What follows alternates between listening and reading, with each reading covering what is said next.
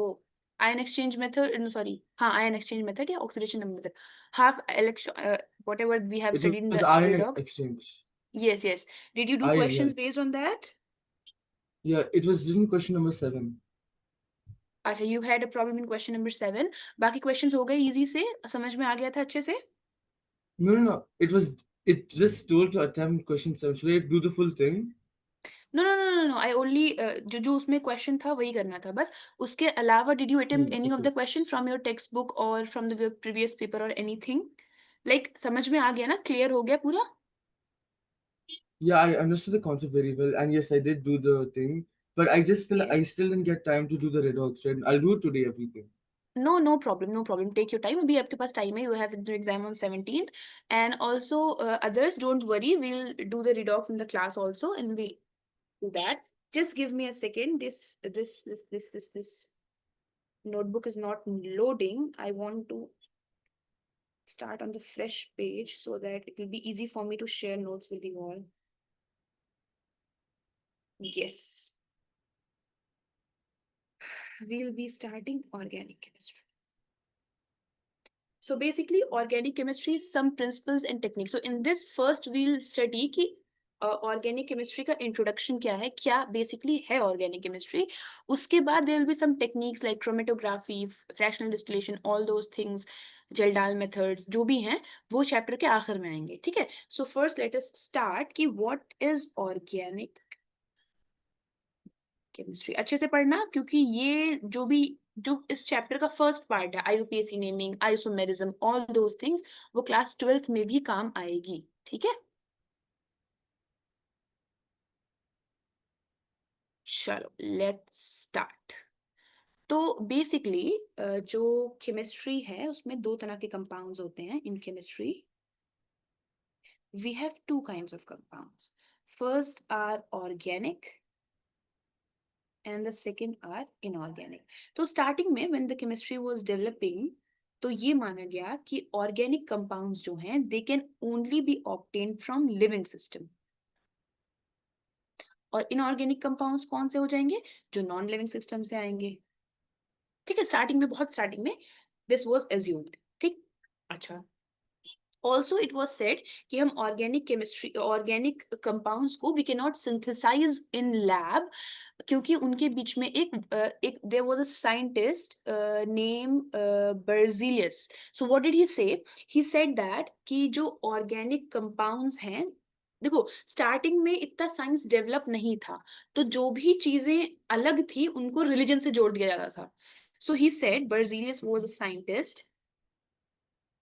He said कि organic compounds जो होते हैं उनमें एक वाइटल फोर्स होती है. अब वो वाइटल फोर्स क्या है? एक कोई उस फोर्स का कोई वो नहीं है, एक्सप्लेनेशन नहीं है. एक अलग सी कोई जादुई फोर्स है जिसकी वजह से ऑर्गेनिक कंपाउंड्स आर फॉर्म्ड. ठीक है. पहले तो बर्जीलियस ने ये कहा, तो फिर उन्होंने ही एक वाइटल फोर्स की वजह से एक वाइटल फोर्स थ्योरी दे दी थी. मतलब वाइटल फोर्स थ्योरी यही कहती है कि the organic compounds can not be synthesized in lab, they have a vital force in them. ठीक है. उसके बाद उनके एक साइंटिस्ट थे जिनका नाम था वोलर. सॉरी, उनके एक स्टूडेंट थे जिनका नाम था Wohler. What did he do? He synthesized an organic compound in his lab. किससे? इनऑर्गेनिक कंपाउंड से. तो उन्होंने क्या किया? उन्होंने इनऑर्गेनिक कंपाउंड से एक ऑर्गेनिक कंपाउंड बनाया. अब वो इनऑर्गेनिक कंपाउंड क्या था? वो इनऑर्गेनिक कंपाउंड था अमोनियम साइनेट. Ammonium cyanate. उन्होंने अमोनियम साइनेट से यूरिया बनाया. अब अमोनियम साइनेट का स्ट्रक्चर वो क्या है? Formula NH4CNO. तो NH4CNO से ही फॉर्म NH2CONH2. So उन्होंने he discarded, you can say opposed the vital force theory and said कोई vital force नहीं है, we can synthesize organic compound in lab. ये basically history organic compound की. Since अभी पहली बार पढ़ रहे हो तो I'm just giving an introduction. ये एक इनऑर्गेनिक कंपाउंड है और एक ये ऑर्गेनिक कंपाउंड है. कैसे बना है ये बस एक रीअरेंजमेंट से बना है. ठीक है. अमोनियम साइनेट में रीअरेंजमेंट हुआ है जिससे यूरिया बन गया. ठीक. This was the origin of organic compounds in chemistry. ठीक, अच्छा, इसके बाद क्या है? इसके बाद अब स्टार्ट करते हैं हम लोग अपनी ऑर्गेनिक केमिस्ट्री। ऑर्गेनिक केमिस्ट्री में, ऑर्गेनिक कंपाउंड्स में मेनली क्या होंगे? कार्बन, मेनली कार्बन के ही कंपाउंड्स हम लोग पढ़ेंगे। जितने भी ऑर्गेनिक कंपाउंड्स होंगे उसमें कार्बन तो होगा ही, ठीक है। तो कार्बन इज एक एलिमेंट है जिसमें होती है कैटिनेशन प्रॉपर्टी। कैटिनेशन प्रॉपर्टी, एक minute, just give me.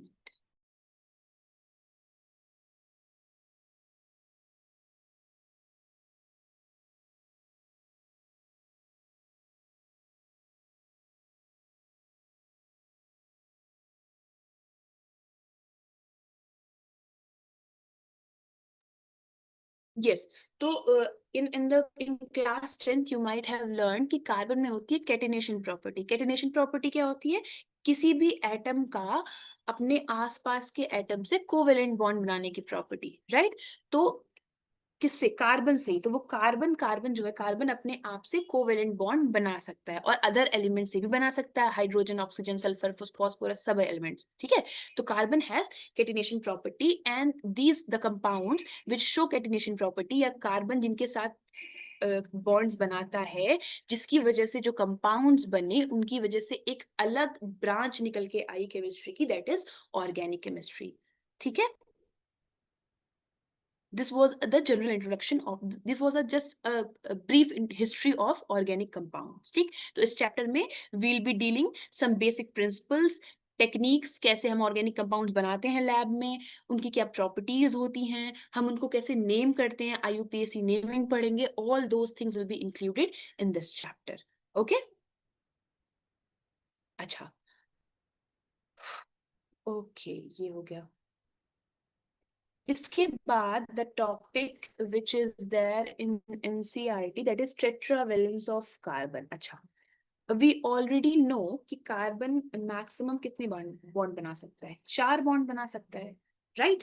Carbon can make maximum 4 bonds. Now this 4 bonds, जो कार्बन का एक सिंपलेस्ट मॉलिक्यूल है मीथेन, उसका जो स्ट्रक्चर होता है it is like this.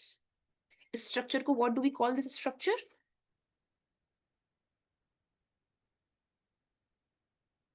Tetrahedral structure. इस कार्बन की जो हाइब्रिडाइजेशन होती है वो क्या होती है? sp3, right? क्योंकि वो सिर्फ और सिर्फ सिंगल बॉन्ड्स बना रहा है, so the hybridization of this carbon is sp3, right? अच्छा, अब थोड़ा सा बॉन्ड्स के बारे में बात करते हैं। तो जो कार्बन के ये बॉन्ड होते हैं ना,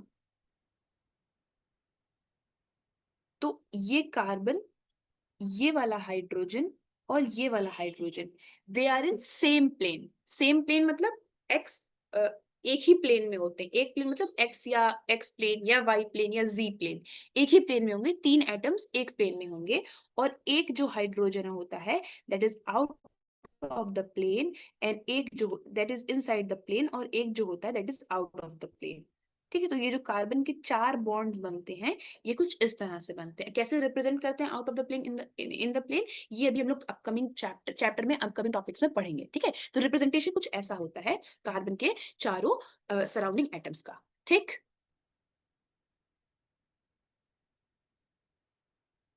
Yes, ma'am. क्लियर?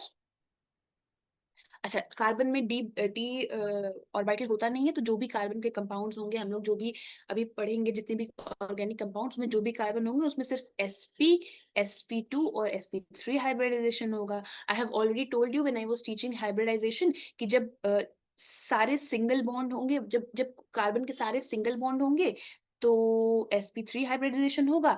एक भी डबल बॉन्ड आ गया तो उसमें sp2 और अगर ट्रिपल, ये वाले क्वेश्चंस इस चैप्टर में बहुत सारे आएंगे कि इस वाले कार्बन का क्या हाइब्रिडाइजेशन है, all those things will be asked in this chapter, ठीक। Yes, ma'am. अच्छा, नेक्स्ट क्या है? नेक्स्ट एक टॉपिक और एनसीईआरटी में दिया हुआ है, counting the number of pi bonds and sigma bonds. ये भी I have explained you in valence bond theory कि किसी भी कंपाउंड में सिग्मा बॉन्ड और पाई बॉन्ड कैसे काउंट करते हैं, right?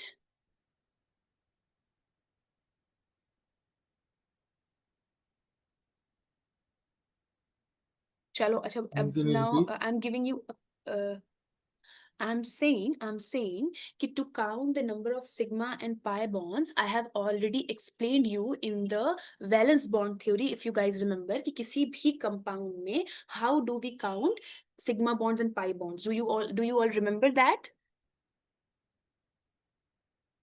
Yes. Like for example, if I'm saying I have a compound like this, so can you all tell me what is the number of sigma bond and the number of pi bond in this compound? Ma'am, is it 3 sigma and 1 pi? Yes, 3 sigma and 1 pi, तो बहुत easy है ये, थोड़ा कोई भी मुश्किल नहीं है, राइट? Very good Musa. तो these are the some general introduction जो एनसीईआरटी के फर्स्ट पेज पे दिए हुए हैं, ठीक है? अच्छा चलो, क्लियर हो गया ये चीज। इसके बाद जो टॉपिक एनसीईआरटी में दिया हुआ है, that is structural representation of compound. तो कंपाउंड को कैसे कैसे रिप्रेजेंट कर सकते हैं? सबसे पहले तो हम मॉलिक्यूलर फॉर्मूला से रिप्रेजेंट कर सकते हैं। अच्छा, molecular formula say, if you all know, we don't get any idea about the structure of compound. We only get कौन से elements present. For example, if I'm saying I have a compound CH3, CH2, OH, तो ये उसका molecular formula है, ठीक है? You don't know anything about the structure, right? Yes, ma'am. तो एक तो हम मॉलिक्यूलर फॉर्मूला से रिप्रेजेंट कर सकते हैं, ठीक है? तो molecular formula shows the number and type of atom, it gives us no idea about how these atoms are connected to each other. अब ये हमें ये नहीं पता कि ये ऑक्सीजन किस वाले से कनेक्टेड है, या ये कार्बन कैसे कनेक्टेड है, किससे कनेक्टेड है। मॉलिक्यूलर फॉर्मूला से हमें ये आइडिया नहीं मिलता, we only get to know the number and types of elements. दूसरा रिप्रेजेंटेशन इज लुईस स्ट्रक्चर, ठीक है? लुईस स्ट्रक्चर क्या बताता है? फॉर एग्जांपल इसी का Lewis structure if I draw,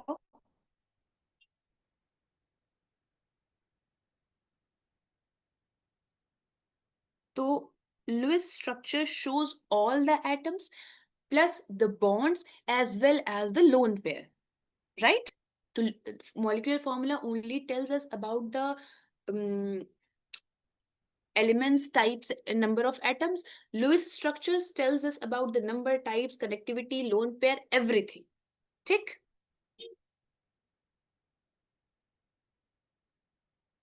Clear? Yes, ma'am. अच्छा, उसके बाद एक कंडेंस स्ट्रक्चर आता है, एक पार्शियली कंडेंस स्ट्रक्चर आता है। तो ये जो मैंने बनाया था, दिस इज कंडेंस स्ट्रक्चर। इससे मतलब एक मिनट रुको, जैसे यहाँ पे एग्जांपल चेंज करते हैं। यहाँ पे एग्जांपल मॉलिक्यूलर फॉर्मूला का I am giving you example C4H10। तो अब हमसे हमें ये पता चल रहा है कि ये जो फॉर्मूला लिखा हुआ है, इसमें 4 कार्बन है, 10 हाइड्रोजन है। कैसा अरेंजमेंट है कुछ नहीं पता, ठीक है? इसी को if I right like this, C4H10O लिख दिया मैंने, ठीक है? अब इसी को मैंने अगर ऐसे लिख दिया, एक फॉर्मूला, ये इसको रेट नहीं करो। कंडेंस फॉर्मूला क्या होगा? Condense formula I have written like this, CH3 CH2OH। अब ये हमें इतना तो बता रहा है कि ये ऑक्सीजन जो है इस कार्बन से कनेक्टेड है, राइट? तो कंडेंस फॉर्मूला में we only know about the connectivity, not about the you can say structure, bonds show नहीं करता, वो सिर्फ कनेक्टिविटी बताता है। ये सब क्यों पढ़ रहे हैं? क्योंकि एनसीईआरटी में दिया हुआ है, ठीक? कोई पूछेगा नहीं कंडेंस स्ट्रक्चर क्या बताता है, क्या नहीं बताता है। अच्छा, उसके बाद पार्शियली कंडेंस स्ट्रक्चर होता है। अगर इसी में I show the lone pair, तो ये पार्शियली कंडेंस स्ट्रक्चर हो जाता है, ठीक? ये सब हो गई रिप्रेजेंटेशन। हमारा मेन पढ़ने का जो एम है ना, वो है bond line structure. You guys might have seen कुछ ऐसे ऐसे स्ट्रक्चर्स बने होते हैं, ऐसे स्ट्रक्चर्स बने होते हैं। तो इसका क्या मतलब होता है ऑर्गेनिक केमिस्ट्री में? We have to learn this. तो बॉन्ड लाइन स्ट्रक्चर्स क्या बताता है? तो बॉन्ड लाइन स्ट्रक्चर में पहले बात की थी, बॉन्ड लाइन स्ट्रक्चर में only carbon carbon bonds are shown, ठीक है? सिर्फ कार्बन कार्बन बॉन्ड्स रिप्रेजेंट किए जाते हैं लाइन और लाइन से, ठीक? नंबर सेकंड क्या है? जो भी वो होगा, हेट्रो एटम्स होंगे। हेट्रो एटम्स कौन से हो जाएंगे? कार्बन हाइड्रोजन के अलावा, क्योंकि ऑर्गेनिक कंपाउंड्स में हाइड्रोजन हाइड्रोजन तो बैकबोन है, राइट? उसके अलावा जो भी वो होंगे hetero atoms, they have to be written. Hetero atoms have to be written. ठीक है, एक मिनट।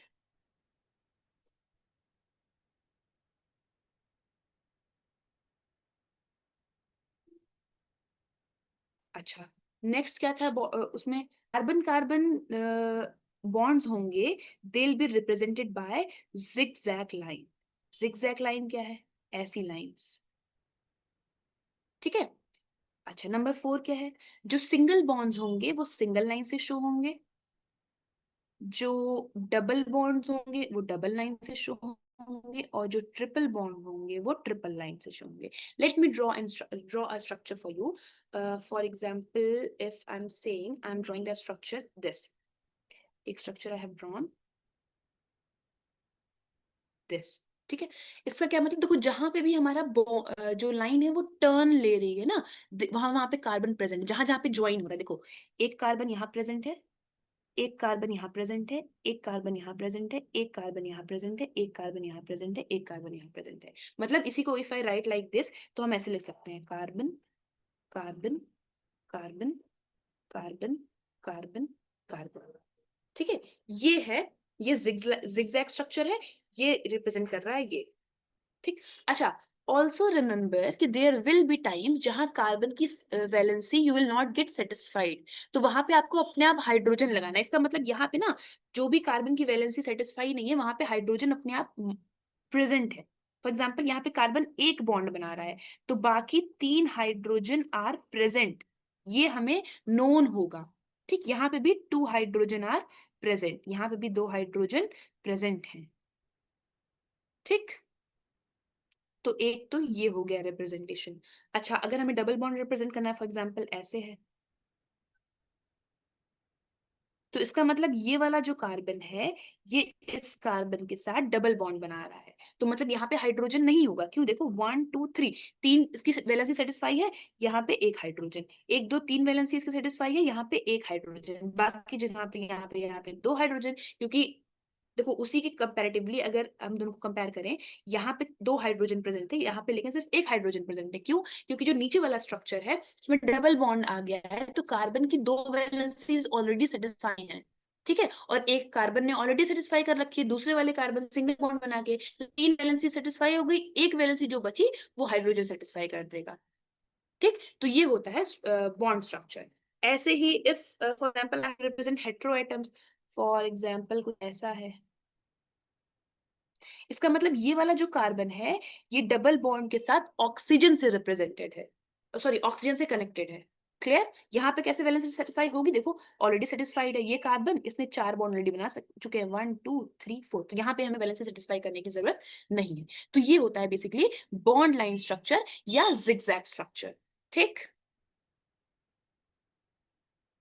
इसी में हम ब्रांचिंग भी कर सकते हैं, जैसे कि एक ब्रांच ये है, मैंने एक ब्रांचिंग यहाँ कर दी, तो यहाँ कार्बन प्रेजेंट है, यहाँ कार्बन प्रेजेंट है, यहाँ कार्बन, जहां भी हमारी लाइन टर्न लेगी वहां पे कार्बन प्रेजेंट है। ठीक है, और इस पूरी लाइन पे हम कहीं भी कोई भी फंक्शनल ग्रुप लगा सकते हैं। फंक्शनल ग्रुप क्या होता है? फंक्शनल ग्रुप अभी हम लोग पढ़ेंगे आगे। ठीक है, जिगजैग स्ट्रक्चर क्लियर हुआ everyone? Yes, ma'am. And ma'am, can you explain again with the O, oxygen? अच्छा अच्छा, ऑक्सीजन इज हेटेरोएटम। देखो, अभी थोड़ा सा समझ में नहीं आएगा, जब हम इसी करेंगे ना तो समझ में आएगा। देखो, ये मान लो हमने एक स्ट्रक्चर बनाया, फॉर एग्जांपल अगर इसका हम मॉलिक्यूलर फॉर्मूला लिखें तो क्या होगा? देखो, वी हैव 1 2 3 4, 4 कार्बन है, और 1 2 3 हाइड्रोजन, 4 5 6 7 8, वी हैव C4H8O। इसका फॉर्मूला ये है। ठीक, मतलब ये जो हमारे पास कंपाउंड है, इसमें we have 4 hydrogen, so 4 carbon, 8 hydrogen, 1 oxygen. ठीक, तो इसका जो स्ट्रक्चर बना वो कुछ अब स्ट्रक्चर के बारे में हमें पता नहीं है, स्ट्रक्चर हमें बना के दिया हुआ है, ये कह रहा है कुछ ऐसा। अब देखो, यहाँ पे एक कार्बन प्रेजेंट है, यहाँ पे एक कार्बन प्रेजेंट है, यहाँ पे एक कार्बन प्रेजेंट है, यहाँ पे एक कार्बन प्रेजेंट है, और यहाँ पे कार्बन प्रेजेंट है। व्हाट आई हैव टोल्ड कि यहाँ ये वाला जो कार्बन है, ये ऑक्सीजन के साथ डबल बॉन्ड बनाया, अब how many maximum bond carbon can form? 4.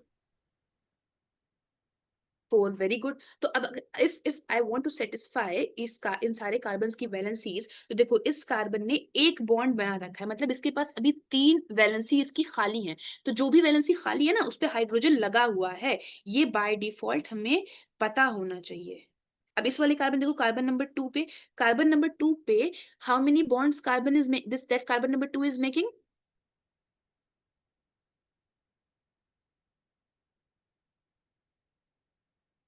4, right? तो 4. हमें यहाँ पे कोई हाइड्रोजन लगाने की जरूरत नहीं है। आगे बढ़ते हैं, यहाँ पे देखो 2 हाइड्रोजन लग जाएंगे, क्योंकि 2 बना रखे हैं, 2 चाहिए, 2 की जरूरत है।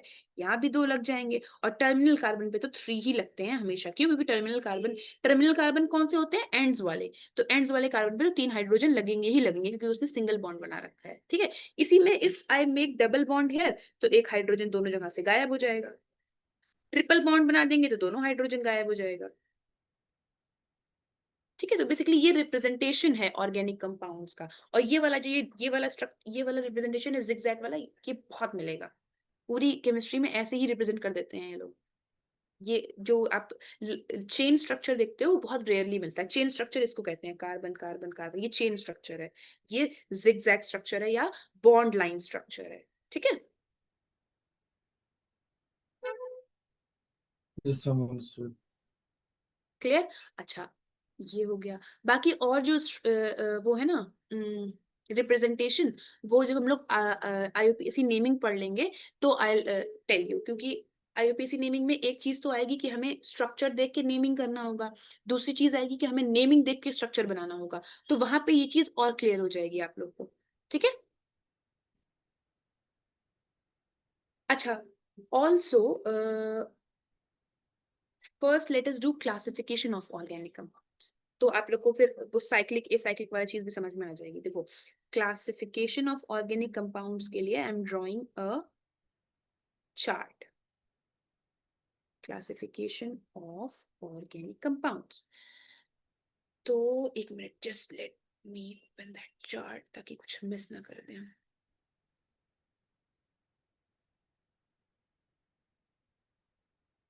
यस, तो ऑर्गेनिक कंपाउंड्स को हम दो तरह से पहले तो क्लासिफाई करेंगे। एक होंगे एसाइक्लिक, एक होंगे साइक्लिक। अच्छा, साइक्लिक प्रोसेस याद है? साइक्लिक प्रोसेस, जहां से शुरू किया वहीं खत्म कर दिया, राइट? तो साइक्लिक में बेसिकली क्लोज्ड रिंग्स बन रही होंगी ऐसी। अब इसमें कार्बन कहाँ प्रेजेंट है गाइस? देखो, आई टेल यू, ये रिप्रेजेंट कर रहा है कुछ, ये कार्बन कार्बन कार्बन कार्बन, ये साइक्लिक स्ट्रक्चर है कार्बन का। ठीक है, क्यों? क्योंकि ये क्लोज रिंग बना रहा है। ये क्या रिप्रेजेंट कर रहा है? Carbon carbon carbon carbon. ठीक है, ऐसे ये सबसे फेमस एग्जांपल बेंजीन, ये भी एक साइक्लिक स्ट्रक्चर है। अच्छा, ऐसा बेंजीन कहीं बना हुआ नहीं देखा होगा। बेंजीन कैसा बनता है? ऐसा बनता है। तो ये bond line structure of benzene है। ठीक है, तो बेसिकली ऑर्गेनिक कंपाउंड्स को पहले हम कैसे क्लासिफाई करेंगे? साइक्लिक और एसाइक्लिक में। अभी और इसमें क्लासिफिकेशन होगा। तो ऑर्गेनिक कंपाउंड्स हमारे पास कैसे हो जाएंगे? तो ओपन चेन स्ट्रक्चर साइक्लिक, सीधी सीधी लाइंस वाले होंगे, और एक होगा कि एक कार्बन से जो दोनों टर्मिनल कार्बन है वो दोनों जुड़ जाएंगे। ठीक है, तो ये एसाइक्लिक और साइक्लिक कंपाउंड्स हो गए। अच्छा, एक साइक्लिक के और भी नाम है, एसाइक्लिक कह सकते हैं या ओपन चेन कह सकते हैं या एलिफैटिक भी कह सकते हैं। ठीक है, तो ये हैं नाम, aliphatic organic compounds, acyclic organic compounds, open chain organic compounds, और ये हो गए साइक्लिक। ठीक, अच्छा, एलिफैटिक में एक क्लासिफिकेशन और आएगा, क्या आएगा? सैचुरेटेड और अनसैचुरेटेड का।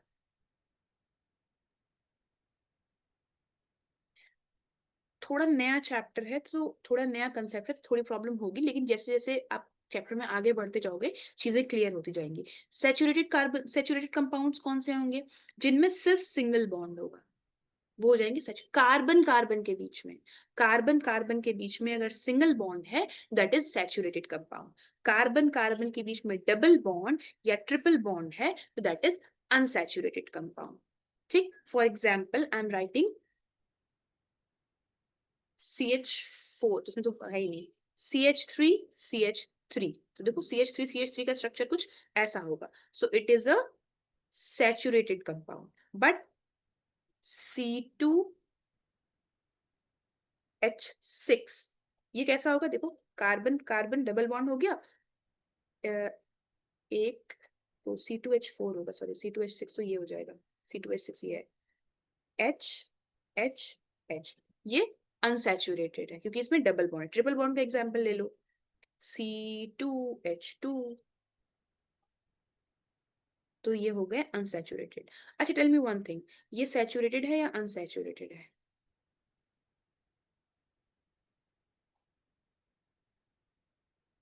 ये जो कंपाउंड है, इज इट सैचुरेटेड कंपाउंड और unsaturated compound? Unsaturated. Okay, others? Mohammad? Unsaturated. Very good. Unsaturated क्यों है? क्योंकि इसमें डबल बॉन्ड जो है दैट इज नॉट, हाँ, that is not between carbon carbon, that is between carbon and oxygen. ठीक है, तो हम जो सैचुरेशन और अनसैचुरेशन बोलते हैं that is on the basis of carbon carbon bonds. ठीक, तो ये हो गया। तो जो ए साइक्लिक का क्लासिफिकेशन है वो यही है। ए साइक्लिक में कौन से हो जाएंगे, सैचुरेटेड और अनसैचुरेटेड। अब साइक्लिक में ना दो तरह के कंपाउंड आएंगे। साइक्लिक में पहले तो आएंगे होमोसाइक्लिक और हेट्रोसाइक्लिक। होमोसाइक्लिक और हेट्रोसाइक्लिक क्या होते हैं, देखो भाई,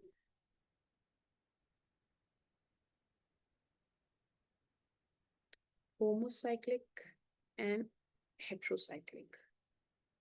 होमोसाइक्लिक्स वो होंगे जिसमें सिर्फ वो साइकिल या वो रिंग जिसमें सिर्फ और सिर्फ कार्बन हो, फॉर एग्जाम्पल दिस रिंग या दिस रिंग या this ring. Ring, carbon ring तो कितने भी कार्बन, 4 5 6 जितने भी कार्बन की बना लो, जो भी कार्बन की रिंग्स होंगी, जो भी रिंग होंगी और जिसमें सिर्फ और सिर्फ कार्बन प्रेजेंट होंगे दैट इज होमोसाइक्लिक। बट इसी साइकिल के अंदर अगर कोई और कंपाउंड प्रेजेंट हो गया, फॉर एग्जाम्पल ये, तो दिस इज हेट्रोसाइक्लिक। ऐसा भी एक कंपाउंड आपको देखने को मिलेगा और ऐसा भी देखने को मिलेगा। ठीक है, so these are heterocyclic compounds. ठीक, Yes, ma'am. अच्छा, होमोसाइक्लिक में फिर आगे क्लासिफिकेशन और है एक, एरोमेटिक और नॉन एरोमेटिक का। अब एरोमेटिक और नॉन एरोमेटिक क्या है, वो भी हमारे सिलेबस में है कि हमें कंपाउंड दे देंगे, वी हैव टू फाइंड कि इज दिस कंपाउंड एरोमेटिक और नॉन एरोमेटिक और एंटी एरोमेटिक। तो उसकी भी रूल्स हैं, वो हम पढ़ेंगे, एरोमेटिक और नॉन एरोमेटिक। तो एरोमेटिक कंपाउंड जो होंगे वो बेसिकली, एक minute,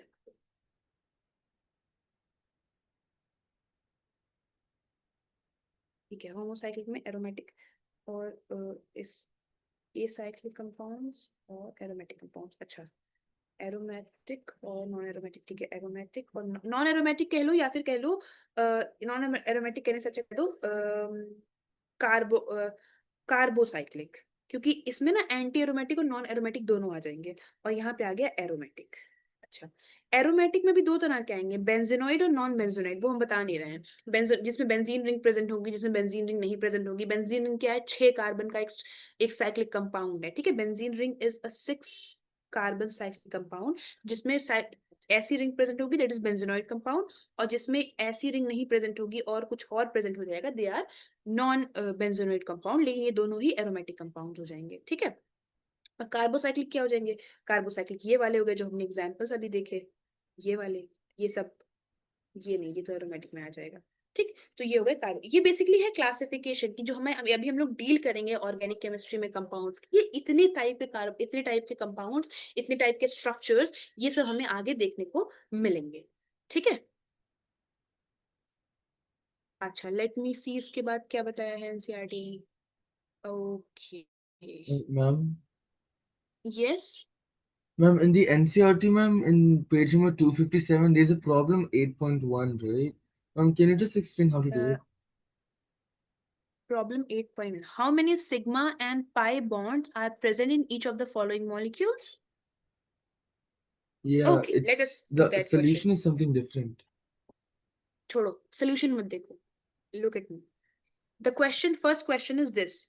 HC triple bond C, CH double bond C, CH3.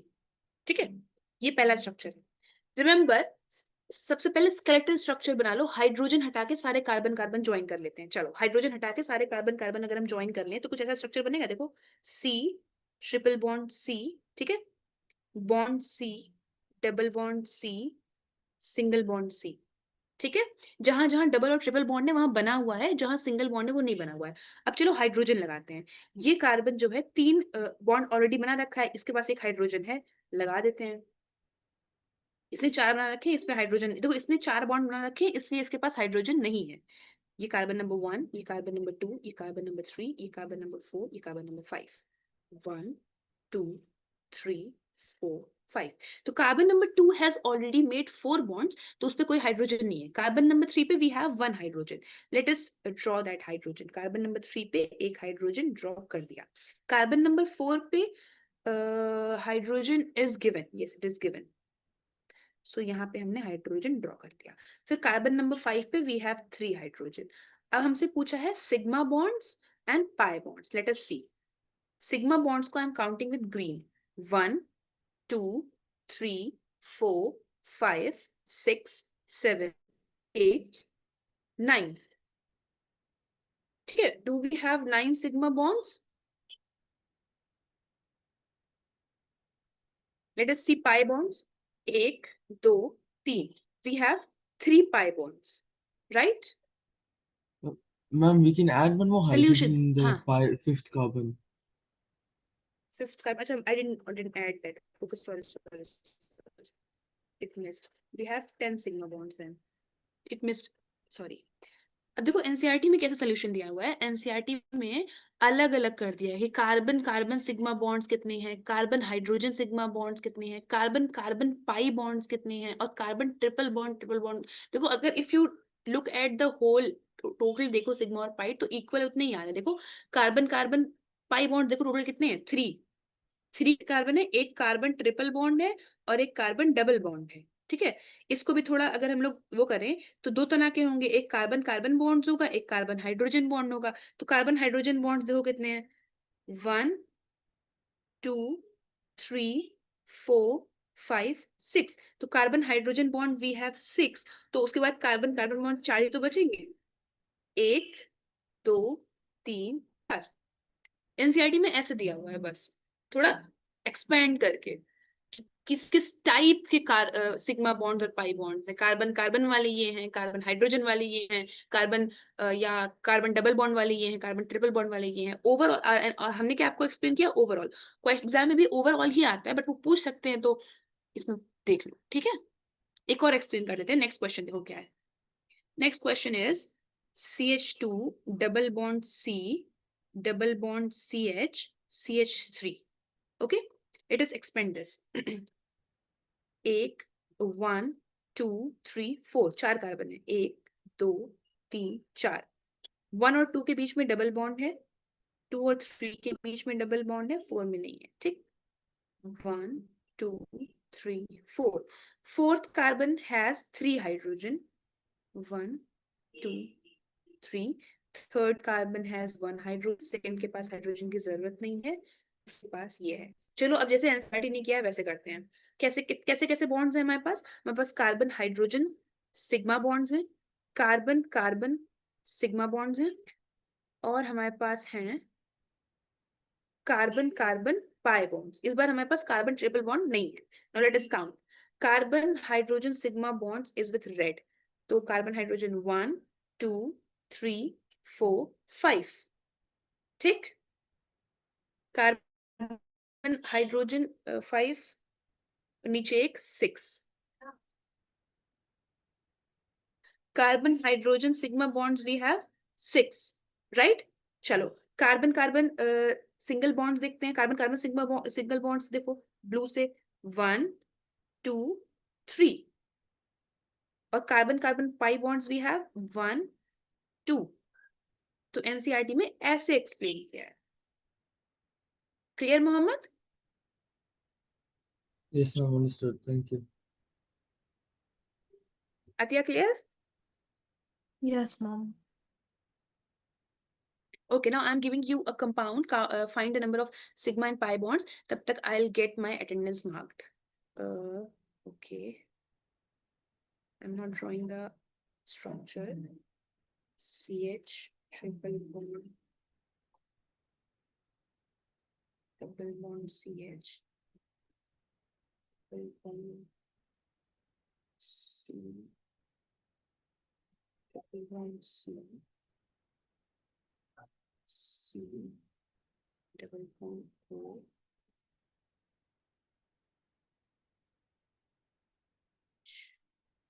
ठीक है, इसमें count the number of sigma and pi bonds. I'll be just back in 2 minutes.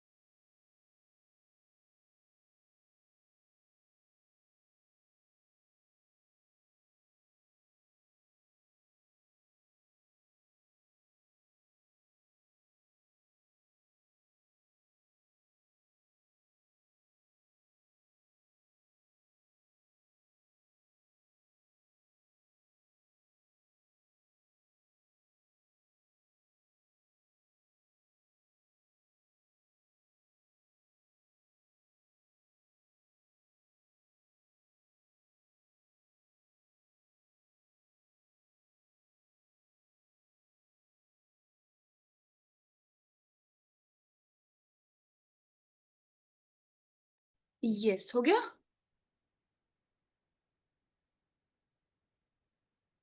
Okay तो आई एम सॉल्विंग, आप लोग देखना कि you guys have done right और not, ठीक है। चलो इसका Mom, पहले the second, ये the second carbon, it's having 6 bonds, right? Sorry वो जल्दबाजी में हो गया होगा। तो हमें तो बेसिकली पाई बॉन्ड और सिंगल वो बनाने थे ना, Yeah. सिग्मा बॉन्ड्स और पाई बॉन्ड्स ट्राई करने थे ना। चलो वो जल्दबाजी में अटेंडेंस लगवाई तो हमने जल्दी जल्दी हाइपोथेटिकल स्ट्रक्चर बनाया एंड आई वेंट। Okay. चलो ये स्ट्रक्चर बनेगा राइट, ये बन जाएगा, ठीक है। 1 2 3 4 5 6 7 8 sigma and 1 2 3 pi, right? Yes, Mom. चलो clear Mohammad, pi bond sigma Yes, bonds ma'am. Easy topic है यार Yes, ये। ma'am. चलो Yeah. इसके बाद प्रॉब्लम 8.4 में expand the following condense structure formula. ये भी एक एक क्वेश्चन इसके भी आई एम डूइंग ताकि कंफ्यूजन ना हो, ठीक है। तो expand the following structure formula में क्या करना है, हमारे पास ये है CH3 CH2 CO CH2 CH3। Carbon हमेशा डबल बॉन्ड के साथ जुड़ता है ऑक्सीजन के साथ, ठीक है। चलो तो इसको एक्सपेंड करने के लिए एक बात याद रखना, कार्बन कार्बन की चेन तो प्रेजेंट होगी ही होगी। तो पहले सारे कार्बन कनेक्ट कर लो। 1 2 3 4 5, 5 कार्बन है, 1 2 3 4 5, ठीक। 5 कार्बन हो गए। अब हाइड्रोजन देखो, यहाँ फर्स्ट कार्बन से वी हैव 3 हाइड्रोजन,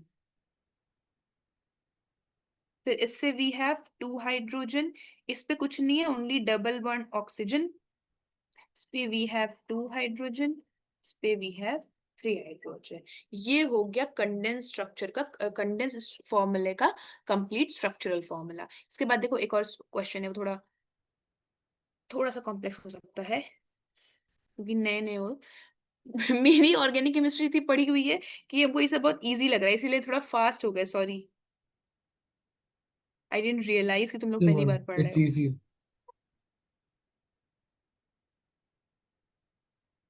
चलो इसको बनाते हैं, देखो क्या है इसका मतलब क्या है ना, कि इसी कार्बन से ये तीनों जुड़े हुए हैं, ठीक है।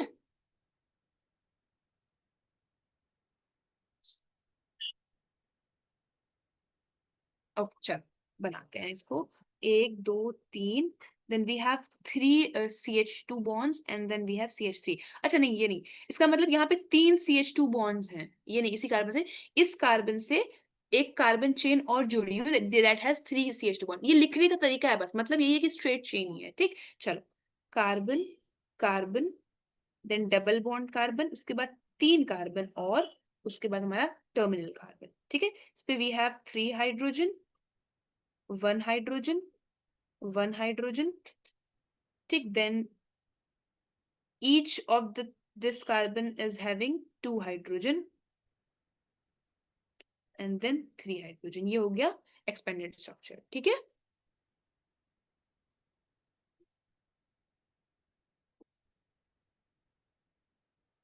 क्लियर। उसके बाद वाले क्वेश्चन में we have to draw bond line structure and condense formula का बॉन्ड लाइन स्ट्रक्चर लिखना है हमें, write each of the following compounds write a condense formula and also write their bond line structure. अच्छा condense formula लिखने का क्या मतलब है, कंडेंस फॉर्मूला लिखने का मतलब देखो समझाते हैं।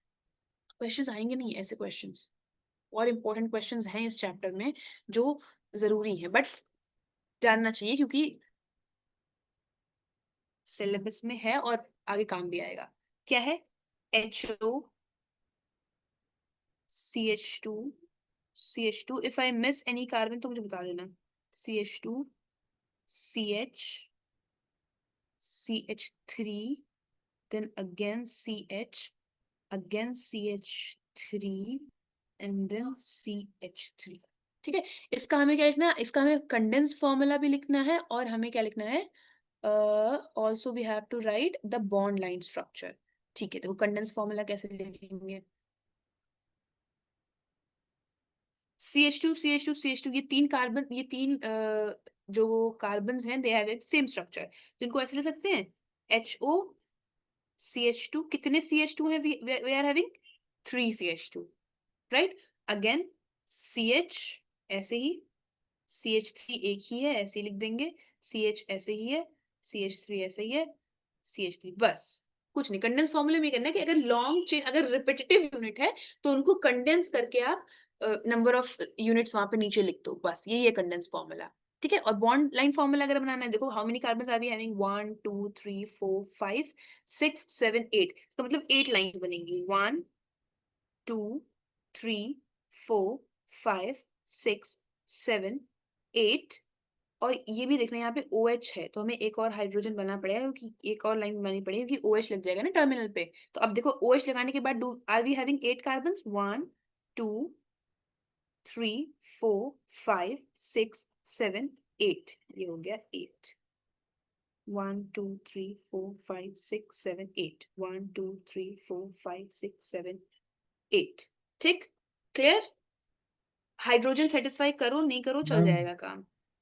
अच्छा, ma'am shouldn't it be 10? The carbon count. Minute, CH जो लगे हुए हैं, एक मिनट एक मिनट, कुछ कुछ कुछ गड़बड़ हो रही है। OH OH CH3 के लिए 1 2 3, ठीक, 1 2 3, again CH and then CH3, उसके बाद ये यहाँ बन गया है, यहाँ बनाया है, और ये यहाँ बनाया है, ऐसा कुछ बनाया है। तो इन्होंने लॉन्ग चेन क्यों नहीं बनाई है? लॉन्ग चेन और उसका तो एक ही फॉर्मूला होना चाहिए। अच्छा, ओके, 8, 1 2 3 4 5 6, 6 कार्बन है, 2 लाइंस कहाँ से एक्स्ट्रा बना ली मैंने? 3 4 5 6 7 8। तो ये जो ब्रैकेट्स वाले कार्बन है इनको अभी नहीं बनाते हैं, पहले ये बनाते हैं, 1 1 2 3, ठीक, उसके बाद ये वाला बना, उसके बाद ये वाला बना, उसके बाद ये वाला बना, उसके बाद ये वाला बना। बाकी जो ये ब्रैकेट्स वाले कार्बन इन्होंने एज अ साइड चेन बने हुए हैं, ठीक, इन्होंने ऐसा बनाया साइड चेन। साइड चेन का मतलब ब्रैकेट में दिया हुआ, इसका मतलब वो साइड चेन लगा। अब साइड चेन क्या है, इसीलिए अभी आई हैव नॉट एक्सप्लेन, ये इतने अच्छे से एक्सप्लेन नहीं किया मैंने, क्योंकि जब आप IUPAC नेमिंग लिखना सीख जाओगे तब ये स्ट्रक्चर बनाना आपके लिए आसान हो जाएगा, तो आप समझ जाओगे साइड चेन क्या होती हैं और सफिक्स क्या होते हैं, तो वहां पे आपको ज्यादा क्लियर हो जाएगा, तब आप ये क्वेश्चन इजिली कर पाओगे। अगला टॉपिक हमारा IUPAC नेमिंग ही है, ठीक है, तो अभी कंफ्यूज मत हो, ठीक। Ma'am, at the for the bond line structure on the या अभी first, अभी समझाऊं ये वाला चीज? okay, no, on the Ati, are first you saying point, something? is that yes, I'm ma'am. I'm not able to hear you.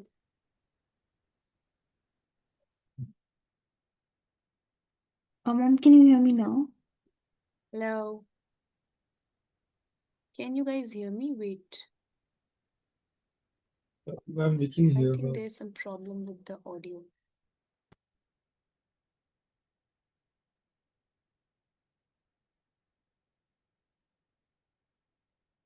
अब बोलो. Can you guys hear me? Yes, ma'am. Yes. So what I was saying is कि अभी ये जो bond line structure से हमारे condense formula से bond line structure बनाने वाला है, ये सब है, ये जब आप IUPAC पढ़ लोगे तो आपके लिए बहुत इजी हो जाएगा, अभी आप कंफ्यूज होते रहोगे, ठीक है। तो अभी इसको थोड़ा पॉज करो, जब आप बॉन्ड लाइन स्ट्रक्चर, जब आप IUPAC पढ़ लेना तब ये क्वेश्चन करना बहुत इजीली हो जाएंगे सारे क्वेश्चंस, ठीक है, क्योंकि ये पूरा चैप्टर जब कंप्लीट होगा तो सारी चीजें लिंक होंगी, तो आपके लिए बहुत ईजी हो जाएगा, अभी नया नया है ना, ठीक है। Yes, ma'am. उसके बाद वाला टॉपिक है three dimensional representation of molecules. तो इसमें बताया गया है कि डैश वेज फॉर्मूला कैसे बनाते हैं और वो कैसे बनाते हैं। तो उन्होंने बेसिकली इन्होंने मीथेन का ही स्ट्रक्चर रिप्रेजेंट किया है कि CH4 का जो हमारा मॉलिक्यूल है उसमें ये तीनों जो एटम्स होते हैं ये एक प्लेन में होते हैं, और ये जो होता है ये अवे होता है, अवे फ्रॉम ऑब्जर्वर, मतलब for example let me get 3 pens, 4 pens ताकि I'll explain you, एक minute.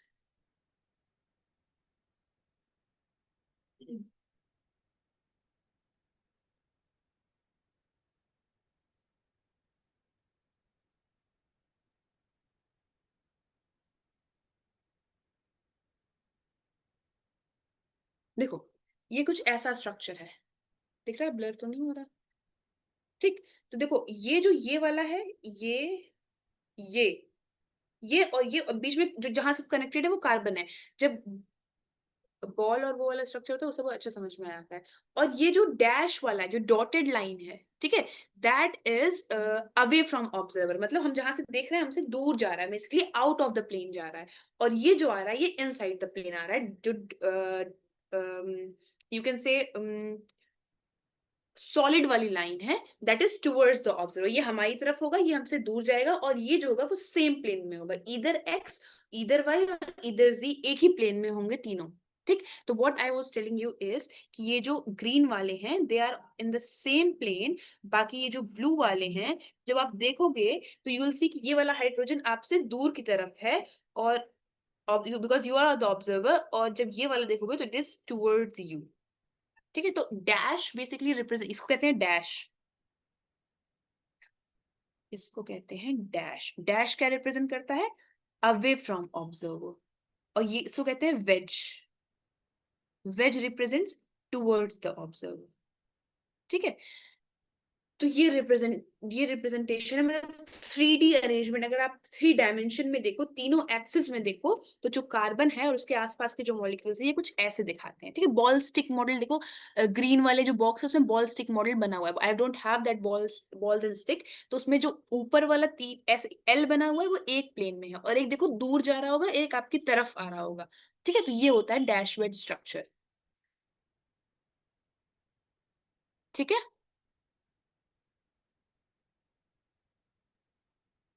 Ma'am, can you please explain again? Again, अच्छा ठीक, अभी मैंने इसको स्टार्टिंग में एक्सप्लेन किया था ना, इसलिए आई हैव नॉट बहुत अच्छे से देखो। ओके, ये तो पता है कि जो हमने जब हाइब्रिडाइजेशन पढ़ा है तो हमने देखा था कि हर मॉलिक्यूल का एक शेप होता है। ठीक है, टेट्राहेड्रल, सी सॉ शेप, ऑल दो उनका 3D शेप होता है, राइट? तो अब 3D shape we can not draw on paper. ठीक, वो 3D शेप हम लोग पेपर पे ड्रॉ कर नहीं पाएंगे, पेपर पे 2D शेप होगा। तो डायमेंशन को रिप्रेजेंट करने के लिए वी हैव साइंस। साइन होता है। ठीक है, साइन क्या होता है? देखो, कार्बन है, उसकी 4 वैलेंसीज हैं। ठीक, मान लो एक सिंपलेस्ट एग्जांपल से समझाया गया है हर एक बुक में, CH4 से। तो CH4 है, इसमें ये कार्बन है, इसके 4 हाइड्रोजन हैं।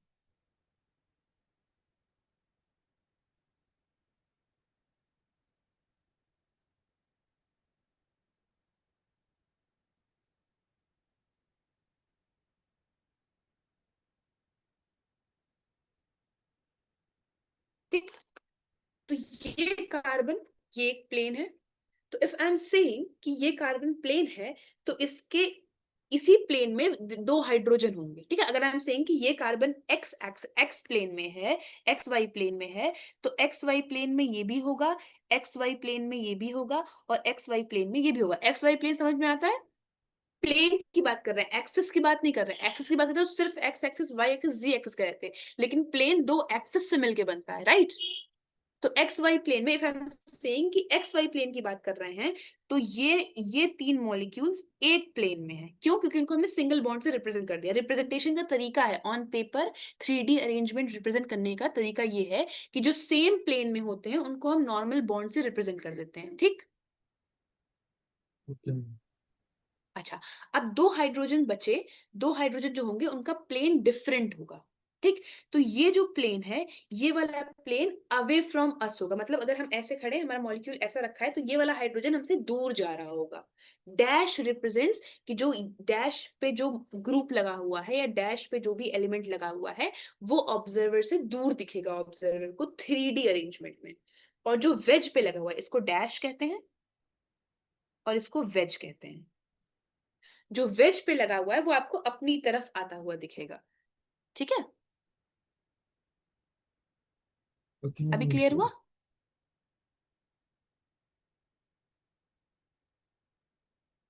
understood. Yes, ma'am.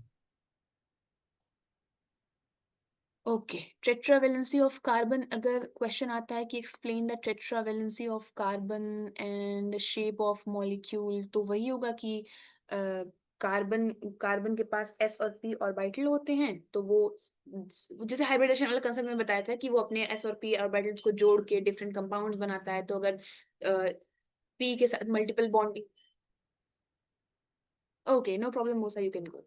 सो अगर p के साथ जुड़ के वो बेसिकली ओवरलैपिंग करके जो भी टेट्रावेलेंसी अगर एक्सप्लेन करने को आती है, तो ऐसे ही एक्सप्लेन करना है कि हाइब्रिडाइजेशन कैसे उसमें हो रहा है, sp मॉलिक्यूल कैसे बन रहा है, sp2 कैसे बन रहा है, sp3 कैसे बन रहा है।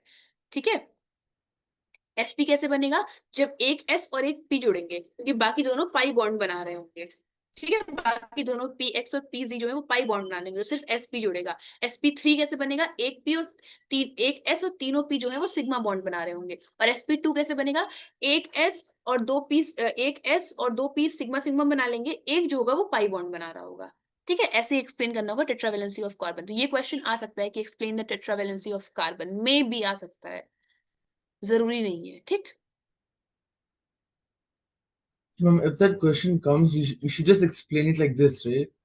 हाँ एग्जैक्टली, आपको एक्सप्लेन करना है कि कार्बन जो डिफरेंट हाइब्रिडाइजेशन शो कर रहा है, sp sp2 sp3 और कार्बन की जो वैलेंसी है वो कैसे रिप्रेजेंट करे। देखो कार्बन का एटॉमिक नंबर है 6, ठीक, तो 1s2 2s2 2p2, राइट। तो कार्बन के पास अभी ऑक्टेट कंप्लीट करने के लिए 4 स्पेसेस हैं, इसीलिए वो 4 बॉन्ड बना सकता है। 4 मतलब टेट्रा, तो 4 कार्बन की जो वैलेंसी रेट इज 4, तो उसीलिए उसको कहते हैं टेट्रा वैलेंस। ठीक, तो कार्बन 4 बॉन्ड बना है, तो इसलिए इसका टेट्रा वैलेंसी ऑफ कार्बन ये है। फिर वही उसके बाद अब कार्बन उस 4 वैलेंसी से डिफरेंट हाइब्रिडाइजेशन शो करता है, sp sp2 sp3, यही एक्सप्लेन करना है आपको बस, और कुछ नहीं। Okay, ma'am. Understood. ठीक है, बेसिकली हाइब्रिडाइजेशन का ही एक्सप्लेनेशन है कि sp में 50% s character, 50% p character, all those things. वैसे आना तो नहीं चाहिए ये क्वेश्चन, बट है तो उसमें थ्योरेटिकल टॉपिक में आ सकता है। इसके बाद अभी तक क्लियर है सब। Yes, ma'am. So when I'll share these notes, अभी आज स्क्रीनशॉट करके, तो I'll write a short note on tetravalency of carbon, इसी में आगे, तो वो आप लोग देख लेना। ठीक है, कि अगर क्वेश्चन आता है तो कैसे लिखोगे। ठीक, मतलब बेसिकली एक raw rough idea I will give, उसके बाद आप लोग उसको अपनी लैंग्वेज में लिख देना। ठीक, Yes, ma'am. चलो then Yes, we ma'am. Have a classification. Acyclic compounds क्या होंगे, जिसमें स्ट्रेट चेन या ब्रांच चेन होंगी। स्ट्रेट चेन क्या हो जाएंगी, कार्बन कार्बन कार्बन की स्ट्रेट चेन। अगर इसी में हम ब्रांचिंग कर दें, एक कार्बन यहाँ लगा दिया, ये ब्रांचिंग हो गई, ये ब्रांचिंग हो गई, तो ये वाले जो भी स्ट्रक्चर्स होंगे वो क्या कहलाएंगे, एलिफेटिक या ओपन साइक्लिक या फिर स्ट्रेट चेन। ठीक, ये कहलाते हैं एसाइक्लिक, ओपन चेन या एलिफेटिक कंपाउंड। नेक्स्ट क्या है, साइक्लिक या क्लोज रिंग। तो साइक्लिक या क्लोज रिंग में एसाइक्लिक और एरोमेटिक आएंगे। एसाइक्लिक कौन से होंगे, एसाइक्लिक या एलिफेटिक, मतलब basically alicyclic, not acyclic, alicyclic, मतलब वो एरोमेटिक नहीं होंगे। एरोमेटिसिटी की कुछ प्रॉपर्टीज होती है, क्या होती है, वो बहुत स्टेबल होते हैं, उनमें पाई बॉन्ड्स होता है जो घूम रहा होता है, वो सारी प्रॉपर्टीज अभी हम लोग कमिंग चैप्टर्स में पढ़ेंगे। तो एक कैटेगरी होती है एरोमेटिक कंपाउंड्स की और एक होती है एलिसाइक्लिक कंपाउंड्स की।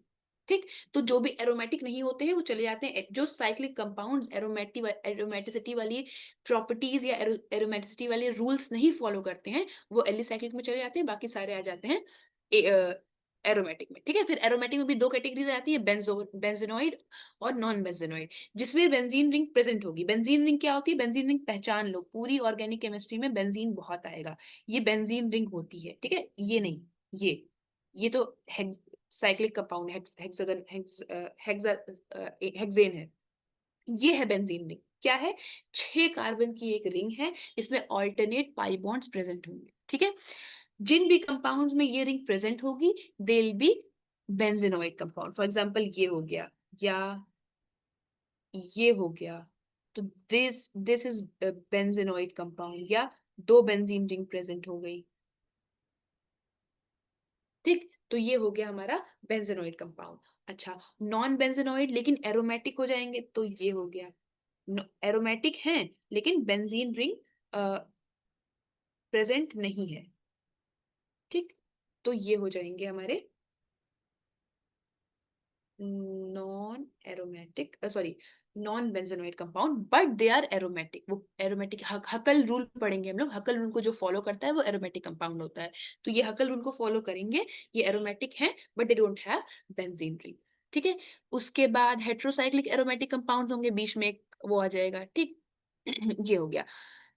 इसके बाद आता है फंक्शनल ग्रुप। तो कार्बन हाइड्रोजन के अलावा we have some functional group. Functional group क्या हो जाएंगे, जैसे फॉर एग्जांपल ये हो जाएगा, you might have heard the name of acetic acid, alcohol, या फ्लोरो इथेन, फ्लोरोमीथेन, ये सब होते हैं ना, इसमें फंक्शनल ग्रुप लगा हुआ है। तो फंक्शनल ग्रुप ये हो जाते हैं, CHO हो जाते हैं, OH हो जाते हैं। ये किसका है, ये एल्डिहाइड का फंक्शनल ग्रुप है, ये अल्कोहल का फंक्शनल ग्रुप है, ये हेलोजन का फंक्शनल ग्रुप है। तो जब हम लोग IUPAC पढ़ेंगे तो आपको फंक्शनल ग्रुप क्लियर हो जाएगी। Functional group is any atom और ग्रुप जो कि कार्बन चेन से जुड़ जाता है और उसकी केमिकल प्रॉपर्टीज को चेंज कर देता है। ठीक है, जो नॉर्मल कार्बन ग्रुप होगा, जो नॉर्मल कार्बन चेन होगी, उसकी प्रॉपर्टीज दूसरी होंगी, लेकिन इसी में इफ आई राइट OH तो इसकी प्रॉपर्टीज डिफरेंट हो जाएंगी। क्यों, ऑब्वियसली कार्बन का पूरा कंपाउंड ही चेंज हो गया है तो प्रॉपर्टीज भी डिफरेंट हो जाएंगी।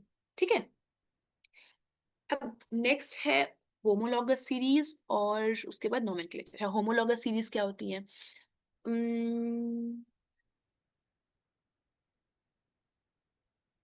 Compounds with the same chemical properties and something like that, structural formula. Yes, basically देखो, होमोलॉगस सीरीज ऐसे हो जाएंगी, जैसे फॉर एग्जांपल कार्बन CH4 है।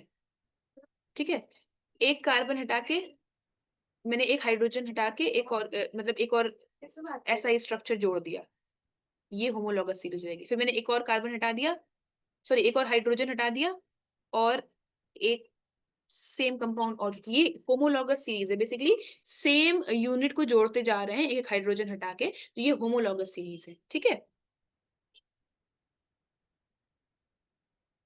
Okay, clear? ma'am. तो It's the basically same thing एक, basically. यस एग्जैक्टली, एक hydrogen हटाया, सेम ग्रुप ऐड कर दिया, फिर एक हाइड्रोजन हटाया, सेम ग्रुप ऐड कर दिया, या हमने इसमें से एक हाइड्रोजन हटाया और सेम ग्रुप ऐड कर दिया, होमोलॉगस सीरीज ऐड हो गई है। ठीक, चलो अब मेन आया Yes, ma'am. हमारा IUPAC नेमिंग। इस पे आते हैं क्वेश्चंस, और हमेशा आते हैं 11th में भी और 12th में भी, तो ये अच्छे से पढ़ना। IUPAC नेमिंग्स के हमारे पास होते हैं रूल्स। IUPAC नेमिंग कैसे करनी है, पहले एक एक स्ट्रक्चरल, मतलब एक वो ले लो जो उसका होगा ना, एक सिस्टमेटिक आइडिया। सबसे पहले आता है प्रीफिक्स टू। अब ये अभी एक एक चीज आई एक्सप्लेन, प्रीफिक्स 1 क्या है, प्रीफिक्स 2 क्या है, रूट वर्ड क्या है, सब एक्सप्लेन करेंगे। सबसे पहले आता है प्रीफिक्स 2, फिर आता है प्रीफिक्स 1। ठीक है, फिर आता है रूट वर्ड। ठीक, रूट वर्ड के बाद आएगा सफिक्स 1, फिर आएगा सफिक्स 2। अब ये क्या क्या है, late us start. First let us start with prefix 2। Prefix 2 में कौन कौन सी चीजें आएंगी? देखो प्रीफिक्स 2 में वही आएंगे, अभी हम लोग फंक्शनल ग्रुप पढ़ेंगे ना, वही चीजें आएंगी कि बॉन्ड F। अच्छा, प्रीफिक्स 2, सफिक्स 2, ये सब प्रायोरिटी ऑर्डर पे डिसाइड होते हैं। ठीक है, तो अभी समझ लो कौन क्या हो रहा है, बट जब नेमिंग करेंगे तो आपको समझ में आता रहेगा कि किसकी प्रायोरिटी ज्यादा है, किसकी प्रायोरिटी कम है, वो डिपेंड करता है। तो F ये हो जाएंगे प्रीफिक्स, ये हो जाता है प्रीफिक्स, ये है NO2 है, NO है, R है, OR है और PH है। इनके नेम है, मतलब अगर ये लगे होंगे तो इसका कुछ नेम देंगे। किसने दिए हैं ये नेम्स? ये IUPAC ने दे रखे हैं नेम्स, यही रूल्स फॉलो करने हैं। फ्लोरीन को हम कहते हैं फ्लोरो, फ्लोरो ethane, if you remember, ethane molecule में फ्लोरीन लगा है। Chloro, CHLORO, chloro. ब्रोमो, आइडो, ये नाइट्रो होता है, और ये नाइट्रोसो होता है। एक हाइड्रोजन हटा, एक ऑक्सीजन हटा दिया, नाइट्रोसो। आर क्या है? एल्किल, एल्किल हैलाइड क्लास 12 में चैप्टर है, ओ आर एल्कोक्सी। और ये हो जाएगा फिनाइल। फिनाइल क्या होता है? बेंजीन रिंग में OH बॉन्ड जुड़ा हुआ, इसका जो स्ट्रक्चर होता है फिनाइल का वो कुछ ऐसा होता है। एक बेंजीन रिंग है, इसमें OH, अगर ये किसी कार्बन चेन में लग गया तो हम इसको कहते हैं कि फिनाइल ग्रुप लगा हुआ है। ठीक है, ये हमारे हैं प्रीफिक्स 2। तो ये ग्रुप्स आएंगे प्रीफिक्स 2 में। अच्छा, कैसे, कब इनको हम फंक्शनल ग्रुप लेंगे, कब प्रीफिक्स 2 लेंगे, ये बताएंगे आगे। ठीक है, नेक्स्ट है प्रीफिक्स 1। प्रीफिक्स 1 में क्या आएंगे? प्रीफिक्स 1 में ये आ जाएंगे साइक्लो, बाईसाइक्लो, स्पाइरो। एक पूरी क्लास हमारी जाएगी IUPAC में, क्योंकि IUPAC बहुत बड़ा टॉपिक है। ठीक है, इसके बाद क्या आता है? प्रीफिक्स 1 के प्रीफिक्स 2 के बाद आता है रूट वर्ड। अच्छा, रूट वर्ड, अब ये अच्छा है, देखो रूट वर्ड क्या होता है? लॉन्गेस्ट कार्बन चेन लेते हैं रूट वर्ड में, सबसे लंबी कार्बन चेन जो होगी वो कहलाएगी रूट वर्ड। तो रूट वर्ड क्या होता है? Longest carbon chain. There will be times जहां पे मल्टीपल कार्बन, 5 कार्बन चेन, 6 एक ही कंपाउंड में, जैसे फॉर एग्जांपल देखो ये है 1 2 3 4 5, 1 2 3 4 5 6 7। अब देखो इसमें हमारे पास 2 कार्बन चेन है, एक देखो ये ब्लू येलो 1 2 3 4 5 6 7, एक ये है और एक ब्लू वाली है। ठीक है, तो रूट वर्ड वो होगा जिसमें लॉन्गेस्ट कार्बन चेन है, जिसमें ज्यादा कार्बन होंगे। तो इफ यू सी येलो वाली में ज्यादा कार्बन है, तो ये हो जाएगा हमारा रूट वर्ड। अच्छा, अब कितने रूट वर्ड में कितने कार्बन प्रेजेंट है उस पे से नाम आता है। चलो लेट अस सी। अगर पहले रूट वर्ड लिख लो, लॉन्गेस्ट कार्बन चेन। ठीक है, अच्छा अगर एक कार्बन है तो हम कहते हैं मेथ, 2 कार्बन है तो हम कहते हैं एथ, 3 है एथमेथ प्रो, 4 है but, eth meth pro but, pent, hex, hept,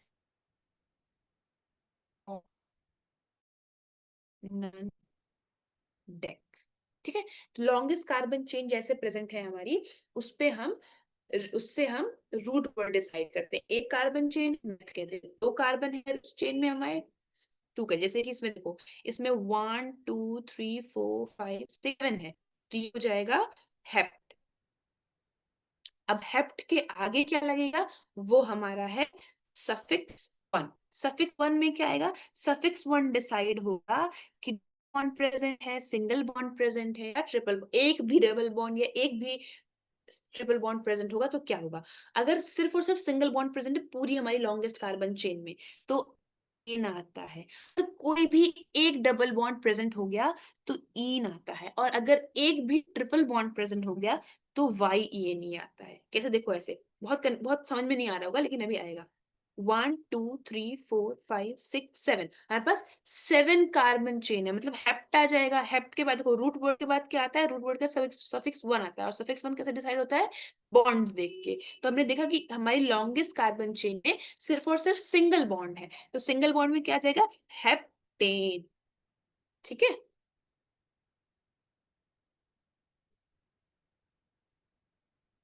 So, ma'am, if it was double bond, hmm then what will happen?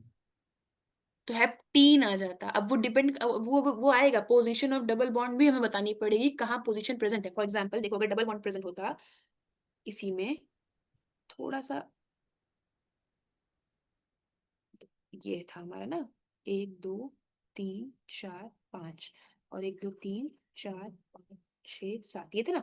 मान लो यहाँ पे डबल बॉन्ड प्रेजेंट होता तो 1 2 3 4 5 6 7 हेप्ट, और काउंटिंग काउंटिंग भी फिर करनी पड़ती, डबल बॉन्ड को लोएस्ट नंबर 1 2, तो हेप्ट 2 इन, मतलब ये जो हमारे पास लॉन्गेस्ट कार्बन चेन है उस पे सेकंड नंबर पे डबल बॉन्ड प्रेजेंट है। ऐसे अब ये तुम लोग भी कर लोगे, जब सारे रूल्स पढ़ लोगे, बहुत सारे एग्जाम्पल्स करेंगे हम लोग, तो IUPAC नेमिंग आ जाएगी तुम लोगों को भी, ठीक है। अभी क्योंकि एकदम नई टॉपिक है ना, तो बहुत कंफ्यूजन आ रहा होगा, एकदम ही नया टॉपिक है, कभी किया ही नहीं IUPAC नेमिंग, तो इसलिए थोड़ा सा कंफ्यूजन हो रहा होगा। सफिक्स 1 डिसाइड होता है बॉन्ड देख के, ठीक है। और सफिक्स 2 क्या है, ये है फंक्शनल ग्रुप। फंक्शनल ग्रुप क्या हो सकते हैं, OH आया तो ओल आ जाएगा, बॉन्ड OH। बॉन्ड COH है तो ओइक एसिड आ जाएगा, और बॉन्ड CHO है तो अल आ जाएगा। अभी सारे रूल्स लिखने के बाद एग्जाम्पल पे ही आ रहे हैं। और क्या है, ये आ जाता है तो ओन आता है, इसको कीट बोलते हैं। तो ये सब रूल्स हैं। Let us move two example ताकि क्लियर हो जाए, ठीक है। लेट मी सी, और कुछ इसमें दिया हुआ है, ठीक है। चलो, तो अभी हम लोग सिंपलेस्ट स्ट्रक्चर्स लेंगे, कोई भी फंक्शन ग्रुप कोई भी नहीं लेंगे, सिर्फ और सिर्फ हम लोग रूट वर्ड वाले क्वेश्चंस करेंगे, ठीक है, जिसमें सिर्फ और सिर्फ रूट वर्ड। पहले हम लोग रूट वर्ड लिखना सीखेंगे, उसके बाद फिर सफिक्स 1 के साथ रूट वर्ड और सफिक्स 1 के साथ लिखना सीखेंगे, फिर रूट वर्ड और उसके साथ लिखना सीखेंगे, ठीक है। चलो स्टार्ट करते हैं। सबसे पहले एक स्ट्रक्चर लेते हैं, let me see So ma'am, if we have, अच्छा नहीं, yes. so for this whole nomenclature part, we should only focus on the equation which you gave us, the prefix 2 plus prefix 1 हाँ plus 2. Exactly नहीं नहीं, सब कुछ आपको ये भी पढ़ना पड़ेगा, और आपको ये भी पहचानना पड़ेगा कि कौन प्रीफिक्स 2 है, कौन प्रीफिक्स 1 है, कौन सफिक्स 2 है। वो आप जब देखो Mohammad, when you were starting redox, तो बहुत सारे कंफ्यूजन थे, लेकिन जैसे ही हमने एक आध एग्जाम्पल किए, पूरा क्लियर हो गया ना। वैसे ही जब IUPAC की 2-3 एग्जाम्पल करोगे तो ये भी क्लियर हो जाएगा, ठीक है, Okay. धीरे धीरे। Yeah. क्योंकि पहली बार देखो, जो चीजें पहली बार पढ़ोगे उसमें बहुत कंफ्यूजन आएगी स्टार्टिंग में, but as you'll see examples, you'll solve questions, तो क्लियर हो जाएगा। चलो सबसे पहले एक लेते हैं, लॉन्गेस्ट एक कार्बन चेन लेते हैं, लेट मी सी, हाँ ये देखो।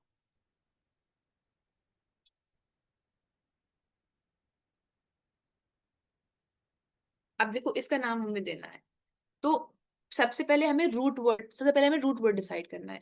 तो रूट वर्ड क्या होगा, लॉन्गेस्ट कार्बन चेन, इसमें कोई और कार्बन चेन है ही नहीं, तो रूट वर्ड देख लेते हैं, ये हमारे लॉन्गेस्ट कार्बन चेन है। Let us count number of carbon, 1 2 3 4 5 6 7, 7 है ना, ओके। 1 2 3 4 5 6 7, 7 यानी कि हेप्ट। अच्छा, ये हो गया हमारा रूट वर्ड। अब सफिक्स 1 क्या था, देखना है कि double bond triple bond present है कि नहीं। सिंगल बॉन्ड प्रेजेंट है, इसका मतलब एन आएगा, तो ये हो गया हेप्टेन, ठीक है। सबसे सिंपलेस्ट एग्जांपल CH4 का नाम मीथेन कैसे पड़ा, देखो कार्बन है, सिर्फ एक कार्बन, मेथ, डबल बॉन्ड है ही नहीं, कोई और कार्बन प्रेजेंट ही नहीं है, तो ऑब्वियसली मीथेन आ जाएगा। तो सिंपलेस्ट कोई अगर कंपाउंड है, तो वो ऑर्गेनिक कंपाउंड, तो वो मीथेन ही कहलाएगा, राइट। क्योंकि कार्बन के साथ 4 हाइड्रोजन जुड़े हुए हैं, दूसरा कार्बन आने की पॉसिबिलिटी ही नहीं है, double bond single triple bond आएगा ही नहीं, तो ये मीथेन हो गया। इसी में if I do C double bond C, तो 2 कार्बन हो गए, इथ और एथ, और सिंगल बॉन्ड है तो एन, इथेन, ठीक है। एक और कार्बन लगा दिया, एथ मेथ प्रोपेन, एक और कार्बन लगा दो, ब्यूटेन, एक और कार्बन लगा दो, पेंटेन, एक सिक्स सिक्स सिक्स हो जाएगा तो हेक्सेन, ठीक है। ऐसे ऐसे बढ़ता जाएगा, ठीक। ज्यादा नहीं करवा रहे हैं आज हम, बस रूट वर्ड और सफिक्स 1 ही करवा रहे हैं, ठीक है। इसके आगे धीरे धीरे बढ़ेंगे, ठीक। चलो और एग्जांपल्स देख लेते हैं, ज्यादा ज्यादा एग्जांपल्स करते हैं। 1 2 3 4 5 6 7 8, इसका क्या नाम हो जाएगा, वी हैव 8 कार्बन की long chain, octane. Octane, very good. 9 carbon आ जाएगा, 9 10 आ जाएगा, तो डेकेन, DECANE, ठीक है। I am not introducing double bond and triple bond, क्योंकि उसमें नंबरिंग करनी होती है, और उसके लिए भी रूल्स हैं कि डबल बॉन्ड सिंगल बॉन्ड को लोएस्ट नंबर मिलना चाहिए, ऑल दोस थिंग्स, उसके लिए बहुत लंबे लंबे से रूल्स हैं, ठीक है। तो वो I am not explaining today. तो अभी I am only telling you आज का जो आप लोग का होमवर्क है कि ये पहले तो ये लर्न करना कि प्रीफिक्स 2 में कौन कौन से आते हैं, प्रीफिक्स 1 में कौन कौन से, प्रीफिक्स 1 में कौन कौन आएगा, रूट वर्ड अगर 1 2 3 4 5 6 7 8 9 है तो क्या नाम आएगा, ठीक है।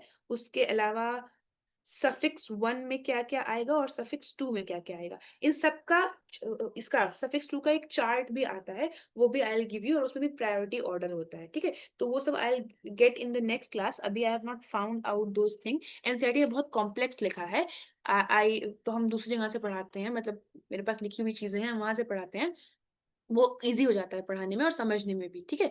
तो if I and this class 10 minutes before, do you guys have any problem? No, no. No, ma'am. ठीक Ma'am, है, I do तो have one इतना doubt इतना, though. Sorry, I have one doubt though. Okay, अभी doubt आपका देखते हैं, तो ये सब चीजें लर्न करना। अब चलो तुम्हारा डाउट देखते हैं, बताओ। Yeah, ma'am. First in problem 8.4, right, ma'am? Can you just explain me the A part? Problem 8.4 में ए पार्ट फिर से, ओके। क्या है, expand Yeah, the I didn't following understand. Condense structure. Okay, कोई बात, let me explain. Expand the following condense structure, हमें condense structure दिया हुआ, कंडेंस स्ट्रक्चर में हमें बॉन्डिंग के बारे में नहीं बताया होता है, बस हमें ये बताया होता है कि कौन सा एटम किससे अटैच्ड है, राइट। कंडेंस स्ट्रक्चर में तो ये बताया होता है। तो कंडेंस स्ट्रक्चर Yes, ये ma'am. है कि CH3 है, CH3 से जुड़ा हुआ एक CH2 है, फिर CH2 से एक जुड़ा हुआ CO है, फिर उससे CO से जुड़ा हुआ CH2 है, और CH2 से जुड़ा हुआ CH3 है, ठीक है। ये बताया हुआ है इसमें, हमसे ये पता चल रहा है। तो इसको हमें एक्सपेंड करना है, मतलब सारी बॉन्डिंग्स दिखानी है। देखो, एक कार्बन CH3, तो CH3 का स्ट्रक्चर कुछ ऐसा तो होता है, ये बना दिया हमने। Oh, wait, ma'am. Actually, wait, never mind. I wrote something else. Sorry, I understood the topic. My bad. I mistakenly thought that the first one was the second one. My bad. Okay, no problem, अब I clear हो गया। understood it though. Yeah, I understood it. ठीक है, चलो। तो इसके बाद ये तो जो अभी तक हमने पढ़े हैं उसके ये वाले क्वेश्चंस कर लेना, हम होमवर्क में भी अपडेट कर देंगे एक आध क्वेश्चंस, ठीक है। IUPAC मैंने स्टार्ट अभी फुल फ्लेज्ड इसलिए नहीं किया क्योंकि उसके लिए बहुत लंबे लंबे से रूल्स हैं, सारे रूल्स लिख के जब हम लोग सॉल्व करेंगे तो वो इजी हो जाएगा, और ऐसे अगर ब्रेक करके पढ़ाएंगे जैसे एनसीईआरटी में दिया है तो बहुत कंफ्यूजन होगी। तो जो हम अपने मेथड से पढ़ाएंगे वो बहुत इजी हो जाएगा आप लोगों के लिए, ठीक है। तो उसके लिए इन the next class will do that, और नेक्स्ट क्लास हमारी पूरी इंशाल्लाह IUPAC में ही जाएगी, क्योंकि उसके बहुत सारे एग्जाम्पल्स करने होते हैं हमको, जितनी IUPAC की जितनी प्रैक्टिस करोगे उतना वो क्लियर होगा, और IUPAC बहुत इंपॉर्टेंट है। आई एम टेलिंग यू कि मास्टर्स ग्रेजुएशन तक IUPAC पूछा जाता है, ठीक है। बस चीजें एड अप होती जाती हैं, तो अगर आप बेस क्लियर रखोगे तो आगे का IUPAC क्लियर होगा, ठीक है। IUPAC, और उसके बाद हम लोग अभी एसिडिटी बेसिसिटी ये सब निकालना सीखेंगे, वो सब चीजें बहुत इंपॉर्टेंट है, ठीक है। तो see you guys in the next class, thank you so much for your patience, and yes, I'll update the homework, do the homework, ठीक है। Yes, ma'am. Okay, Thank you, thank you, ma'am. mom. Thank you And ma'am, guys. also for when will be the next redox class? Next class वो देखो, आज तो हमारा Tuesday है, Wednesday में फिर अगेन मेरी 6:30 से क्लास हो जाएगी, फ्राइडे में रखवा लें। I'm also not free. Friday, yeah, I'm free after 6. Yes, तो फ्राइडे में रखवा लेते हैं, एक हमारे एक क्लास 1 आवर की क्लास है वो, बस वो ऑक्सीडेशन नंबर मेथड पढ़ लेंगे, Hmm. Finish. Mom, Yeah, can ma'am, I, that's good for me. are you going to do the ion electron exchange method? Ion electron method हम लोग कर चुके हैं अतिया, अभी यहाँ Okay, पे भी समझाएंगे हम, इस वाली क्लास में भी समझाएंगे कि मूसा को भी पढ़ना होगा ना, तो will do here okay, also, but he was having his exam, तो इसलिए उसके लिए एक्स्ट्रा क्लास अरेंज करवा दी थी। अगर आपको ऑक्सीडेशन नंबर मेथड पढ़ना है तो आप उसमें ज्वाइन कर सकते हो, क्योंकि हमने आयन एक्सचेंज मेथड कर लिया है, बहुत इजी है, हो जाएगा। okay, okay. आस्क मोहम्मद, बहुत इजी है। Yeah, no, I know the Yeah, okay, oxidation okay. one. Like I have ion electron one for my exam. That's why I was asking. अच्छा, ओके, अभी 17 को है ना एग्जाम, Yeah. उससे पहले I finish, Okay, अगर okay, नहीं mom. Finish हो पाएगा तो आई arrange an extra class for you, don't worry about that, ठीक है। जैसे मैंने मोहम्मद के Okay, लिए की थी, I also arrange for you also, ठीक। चलो, okay, mom. See you guys in the next class, thank you so much. Thank you, mom. Thank you, ma'am, so much. Bye, ma'am. Have a good day. Good night.